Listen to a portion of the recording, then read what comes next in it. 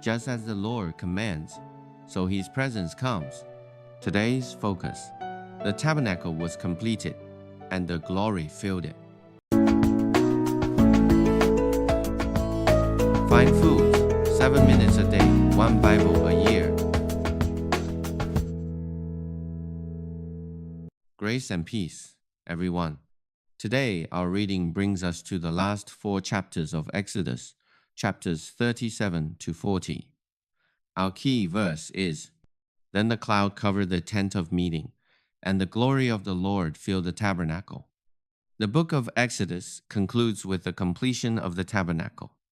This moment comes about a year after the people left Egypt and entered the wilderness.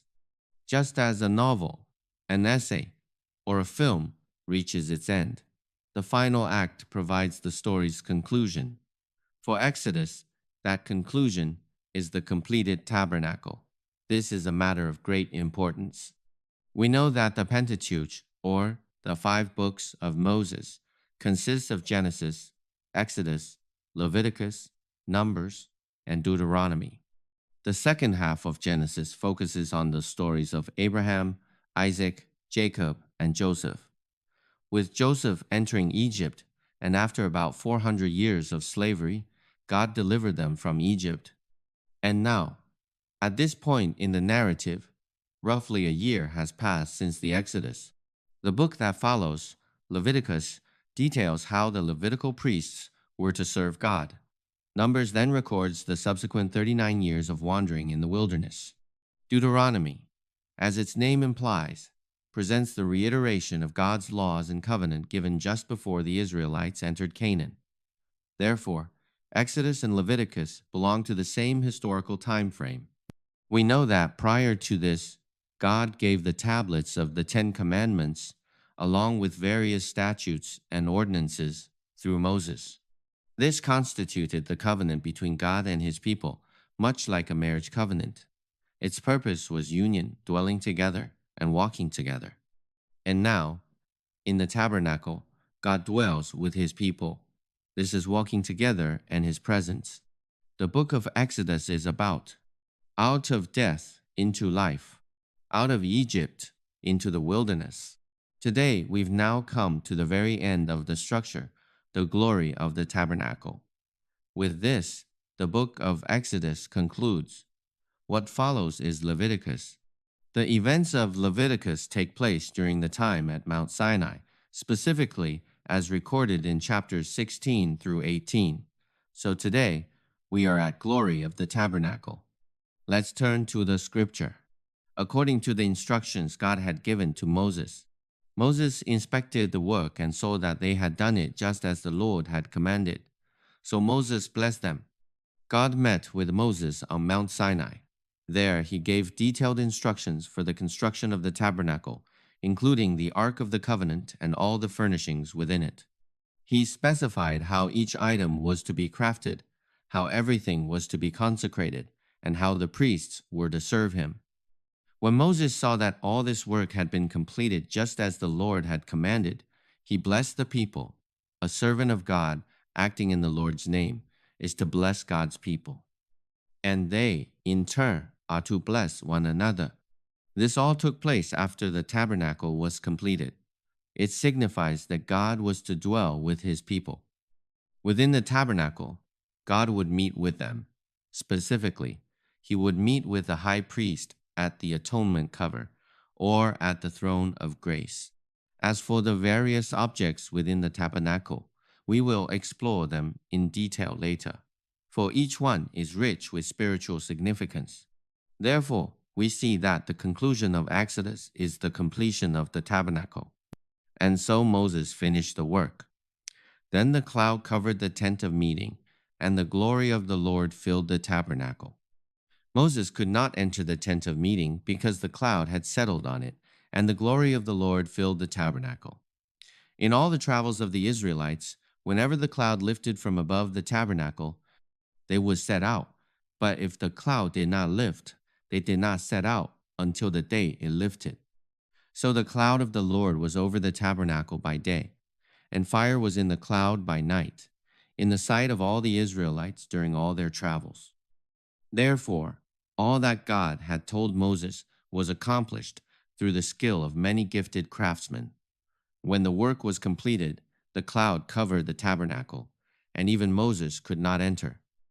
We know that, during its construction, Moses would have certainly entered to oversee every detail.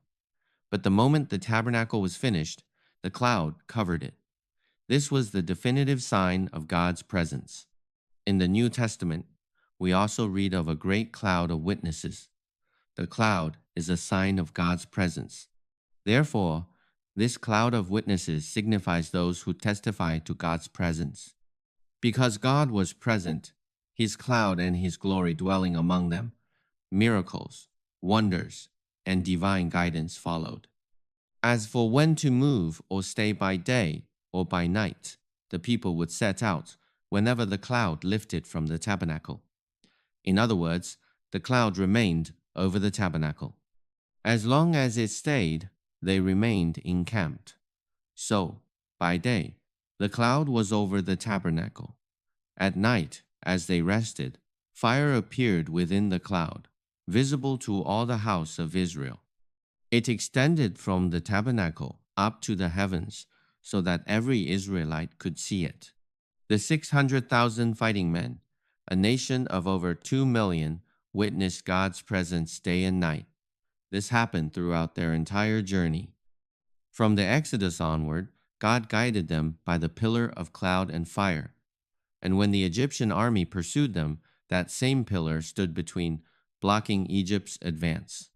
For us, this holds immense spiritual significance. For when we worship Him, it is God's tabernacle, the house of the Lord. Whether at home, while walking, or in the workplace, not just in the church, we worship Him anywhere. We can do so with prayers spoken or unspoken, or with the silent thoughts of our hearts. All of these are pleasing and sweet to God. When we worship and seek Him, that is the reality of His presence. And on the path we walk, there will likewise be the leading and protection of the pillar of cloud and the pillar of fire.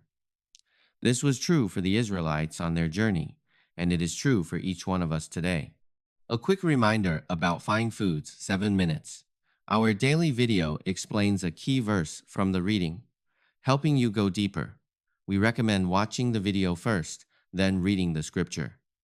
On the 7th, 17th, and 27th of each month, we feature special topics. On these days, you can pause the regular plan to review, catch up, or read ahead. Stick with this pattern, and you'll read through the entire Bible in 1 year. You can start any time. A year from today, you'll have completed the whole Bible. Please email us to receive Fine Foods 7 minutes Bible reading plans. Reading Guide to Exodus. Exodus is about out of death into life, out of Egypt into the wilderness set in the Mosaic age. Chapter 37, the making of the Ark of the Covenant and the holy places furnishings.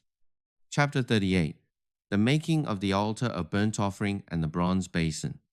The methods of the various sacrifices and the meanings contained within them will be addressed gradually in the book of Leviticus. Chapter 39, the making of the holy garments for the priests. Chapter 40, the completion and dedication of the tabernacle. The guidance of the pillar of cloud and fire. Today's focus, the tabernacle, was completed, and the glory filled it. 1 year after Exodus, the law is given, the tabernacle is built. The glorious presence of God, dwelling and walking with us day and night. Blessed is the one whose delight is in the law of the Lord, and who meditates on His law day and night. Fine Food 7 minutes. See you tomorrow.